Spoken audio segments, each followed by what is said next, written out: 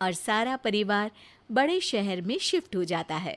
एक दिन राधा, तू भी अब नौकरी में जाने लगी है। मैं तो बोर हो जाती हूँ। सोच रही हूँ आसपास की औरतों से दोस्ती कर लूँ। हाँ हाँ माँ, और क्या, यहाँ की औरतें तो किटी पार्टी और बहुत सी फन लविंग एक्टिविटी करती हैं।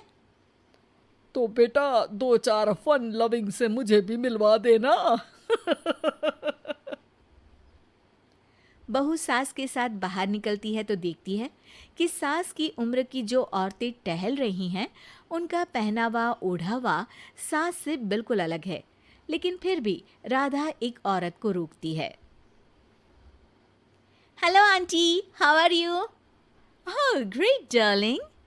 आंटी, हम लोग यहाँ नए शिफ्ट हुए हैं। ये मेरी मम्मी है। क्या ये कल से आप लोगों को ज्वाइन कर सकती हैं?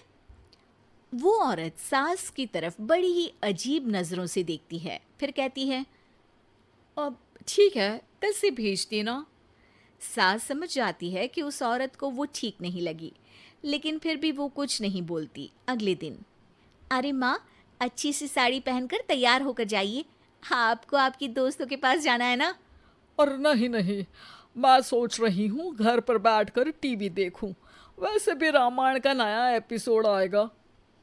नहीं माँ, आप जाओ ना, लोगों से मिलो, बात करो, अच्छा लगेगा।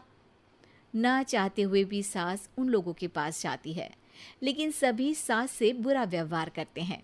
सास मुंह लटकाकर घर आ जाती है। बहू समझ जाती है कि सास को कुछ हुआ है। वो रोज सास को पार्क में भेजती, लेकिन सास रोज मुंह लटकाकर वापस आ जाती। क्या हुआ माँ, आप बाहर जाकर खुश नहीं होती हैं?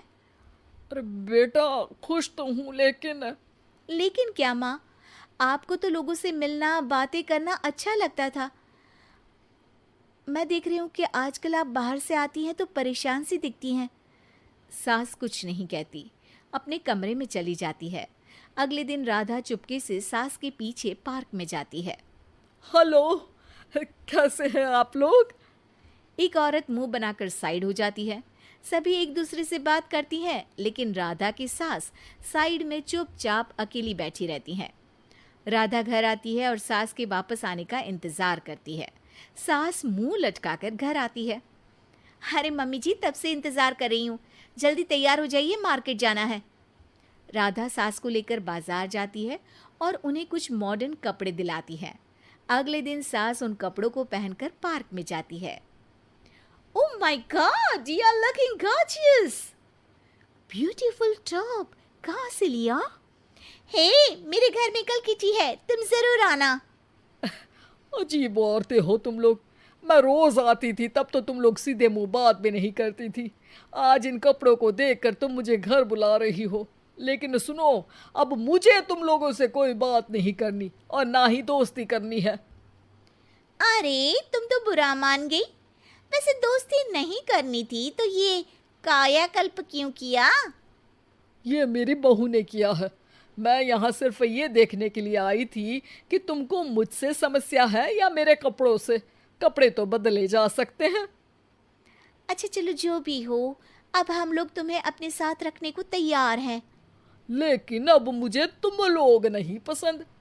ये बोलकर राधा की सास वहां से चली जाती है। वाह माँ जी, आज तो आपका चेहरा खिला खिला सा लग रहा है। लगता है आपकी सहेलियों ने आपको अपना लिया।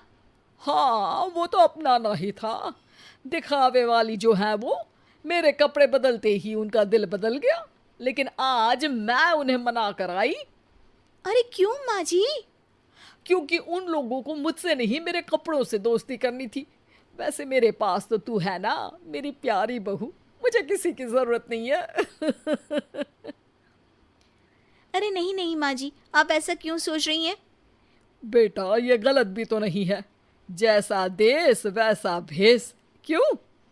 ठीक है ना माँ, अब जब ये हम लोगों का देश है तो क्यों ना हम यहाँ का भेष अपना ले। हाँ हाँ, जरूर, मैं तो तैयार हूँ। समय के साथ खुद को बदलने में कोई बुराई नहीं है, लेकिन कहीं नकल के चक्कर में बंदर ना दिखने लगूं। खैर, बहू लग जाती है सास की कायाकल्प।